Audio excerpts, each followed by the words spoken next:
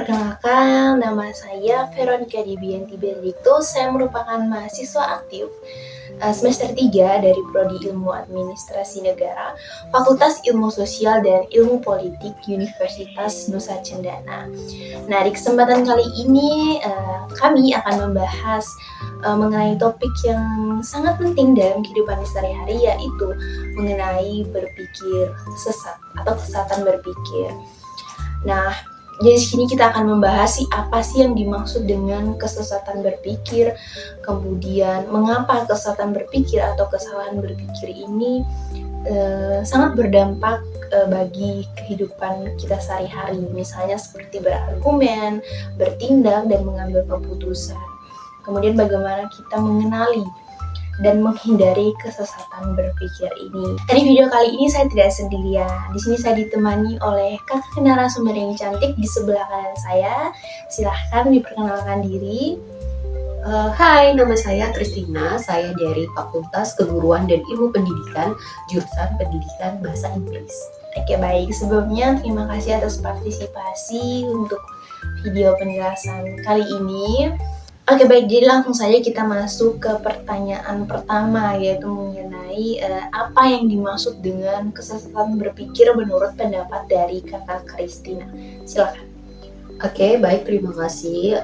Menurut saya, kesesatan berpikir adalah kesalahan dalam cara kita berpikir atau berargumen yang membuat kesimpulan yang diambil menjadi salah, atau seperti jebakan logika tanpa kita sadari bisa membuat kita percaya pada sesuatu yang salah. Banyak contoh yang bisa kita ambil dan renungkan terkait kesesatan berpikir. Contohnya, ada yang begitu percaya pada perkataan orang-orang terkenal seperti influencer tanpa mempertimbangkan apakah pendapat itu memang benar atau didukung oleh bukti. Contoh lainnya, seringkali orang menyerang pribadi lawan bicara, bukan isi argumennya. Misalnya berkata, kamu tidak mengerti karena kamu masih muda. Padahal usia tidak menentukan benar atau tidaknya perkataan tersebut. Nah, jadi kesesatan berpikir seperti ini bisa berbahaya karena bisa mempengaruhi cara kita membuat keputusan, bisa menyesatkan dan menimbulkan salah paham. Oke, baik, terima kasih atas penjelasan yang sangat rinci, bahwa tadi bisa diketahui bahwa kesesatan berpikir ini itu bisa juga disebut dengan jebakan logika, ya, Christina. Oke, baik, jadi masuk di pertanyaan kedua ini, mengapa kesesatan berpikir ini sangat berdampak dalam kehidupan sehari-hari? Contohnya seperti berargumen dan bertindak. Silakan. Oke, baik. Menurut saya kesesatan berpikir itu berbahaya dalam pengambilan keputusan, berargumen, dan bertindak dalam kehidupan sehari-hari karena dapat menyebabkan kita mengambil keputusan yang salah dan tidak efektif. Saat kita menggunakan argumen yang cacat atau menyesatkan, keputusan yang dihasilkan tidak lagi berdasar pada fakta dan logika yang benar, sehingga tujuan yang ingin dicapai bisa gagal dan malah merugikan. Dalam berargumen, kesesatan berpikir membuat komunikasi tidak sehat karena kita mungkin menyerang pribadi lawan bicara atau mengalihkan topik seperti sehingga diskusi menjadi tidak produktif dan berpotensi memicu konflik terhadap lawan bicara. Begitupun dalam bertindak, kesalahan berpikir bisa membuat kita melewatkan peluang penting atau terjebak dalam sebuah pilihan. Oke, baik. Terima kasih. Jadi sudah sangat dijelaskan dengan rinci, ya, mengapa alasan kesesatan berpikir ini sangat berbahaya untuk kehidupan sehari-hari. Nah, kemudian sini kita minta tips dari kakak Christina, bagaimana kemudian kita mengenali kesesatan berpikir ini dan bagaimana kita bisa menghindarinya. Silakan. Selain itu, saya akan menjelaskan sedikit tentang pertanyaan yang ketiga dari kakak Dewi. Jadi, kita bisa mengenali kesesatan berpikir dengan memperhatikan apakah argumen yang disampaikan logis dan berdasarkan fakta yang jelas. Salah satu tanda kesesatan berpikir adalah ketika argumen terasa membingungkan, tidak konsisten, atau sudah berputar-putar tanpa memberikan sebuah bukti. Waspadai juga argumen yang menggunakan perasaan atau takut akan sesuatu yang disertai alasan yang kuat. Jika sebuah argumen hanya didasarkan pada apa yang banyak orang percaya atau siapa yang mengatakan tanpa bukti kuat, itu juga merupakan kesesatan berpikir.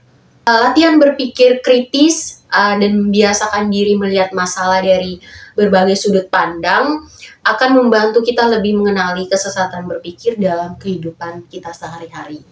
Untuk menghindarinya, kita bisa mengenali kesesatan berpikir dengan memperhatikan apakah argumen yang disampaikan logis dan berdasarkan fakta yang jelas. Kemudian, jika sebuah argumen hanya didasarkan pada apa yang banyak orang percaya atau siapa yang mengatakan tanpa bukti kuat, itu juga bisa dikatakan kesesatan berpikir. Untuk mengenalinya, kita perlu sering bertanya, apa buktinya? Dan apakah cara lain untuk melihat ini?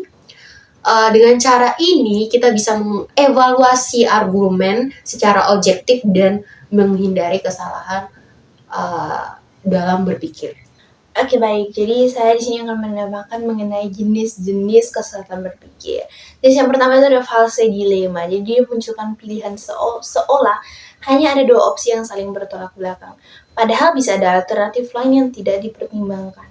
Jadi ini memaksa orang untuk memilih secara terburu-buru tanpa mengevaluasi solusi lain. Yang kedua itu ada appeal to popularity. Dia menganggap suatu pendapat benar hanya karena banyak orang mempercayainya tanpa adanya analisis fakta atau bukti yang mendukung seperti yang tadi sudah dijelaskan oleh Kak Christine.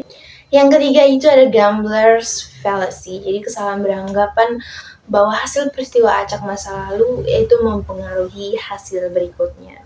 Kemudian jenis yang berikut itu ada appeal to authority. Itu menganggap argumen benar semata-mata karena didukung oleh orang yang dianggap otoritas tanpa memverifikasi argumen itu secara kritis. Yang berikut ada ad hominem. Jadi ini menyerang karakter atau pribadi lawan bicara daripada membahas isi argumen yang disampaikan. Sehingga hal ini mengalihkan fokus dari gagasan yang sebenarnya. Kemudian ada false cause atau post hoc. Jadi dia menganggap sebab akibat hanya berdasarkan urutan waktu tanpa bukti adanya hubungan kausal yang sah. Kemudian ada circular reasoning. Jadi kesimpulan ini digunakan kembali sebagai premis hingga argumen itu berputar-putar tanpa membuktikan apapun secara independen. Jadi efek kesesatan berpikir ini sangat merugikan dalam pengambilan keputusan. Kemudian mereka di sini menurunkan kualitas keputusan karena dasar argumen yang lemah, meningkatkan resiko konflik dan kesalahpahaman, dan kemudian menghilangkan peluang untuk menemukan solusi terbaik. Nah, kemudian kita akan membahas mengenai bentuk-bentuk kesesatan berpikir. Bentuk kesesatan berpikir yang pertama itu ada kesesatan material. Faktor bahasa merupakan faktor yang menyebabkan kekeliruan ini. Sehingga dalam penarikan kesimpulan itu mengalami kekeliruan dan dapat terjadi karena tidak ada hubungan yang relevan antara premis dan kesimpulannya. Premis dari kesesatan material ini itu ada kesesatan aksentuasi, yakni kesesatan tentang pengucapan kata-kata tertentu yang harus diberi tekanan. Perubahan dalam penekanan kata dapat menyebabkan perbedaan dalam arti. Kemudian ada kesesatan ekuivokasi, yaitu kesesatan yang disebabkan oleh kata yang memiliki arti lebih dari satu. Kemudian ada kesesatan amfiboli, yaitu kesesatan karena bentuk kalimat yang memiliki arti bercabang. Kemudian ada kesesatan metaforis, yaitu kesesatan karena pencampuran arti kiasan dan arti sebenarnya. Kemudian ada kesesatan relevansi, yaitu kesesatan yang terjadi karena kesalahan argumentasi, yakni argumentasi yang seharusnya diberikan tidak tertuju kepada permasalahan sesungguhnya, tetapi tertuju kepada kondisi pribadi dan karakteristik personal seseorang. Kemudian ada kesesatan aksidens, yaitu kesesatan yang disebabkan karena memaksakan aturan atau cara yang bersifat umum terhadap keadaan yang kebetulan. Kemudian ada kesesatan komposisi dan defisi, yakni kesesatan yang terjadi jika seseorang itu beranggapan bahwa yang benar untuk individu juga benar untuk kelompok. Kemudian ada kesesatan yang terjadi karena kompleks sebuah pertanyaan, yakni kesesatan yang diakibatkan karena pertanyaan yang terlihat sederhana akan tetapi itu disusun secara kompleks. Oke, baik, sekian penjelasan di video kami kali ini. Terima kasih untuk partisipasi bagi narasumber Kakak Christina yang cantik ini. Dan kami pamit undur diri. Bye-bye!